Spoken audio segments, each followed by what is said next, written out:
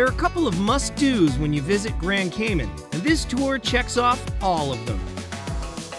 Tip number 1, buy rum cakes for friends, family, and neighbors back home at the Tortuga Rum Cake Factory. Of course, you get the luxury of tasting all the flavors for yourself as you sample rum cakes fresh from the oven like pineapple, cinnamon raisin, Mexican vanilla, and key lime. Our first stop is here at the Rum Cake Factory, and it's pretty awesome. We can't make up our mind which one we want to buy.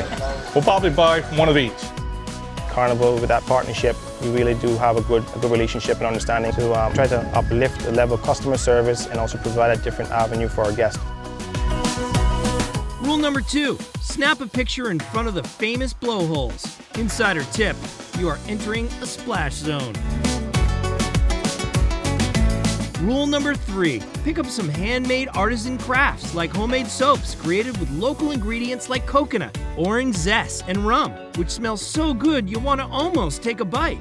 Keep following your nose as the scent of a cigar lures you in as you find locals hand-rolling tobacco leaves with age-old techniques passed down from generations. Rule number 4, post a video from underneath Cayman Pirates Cave. Your friends have never seen a story like this before.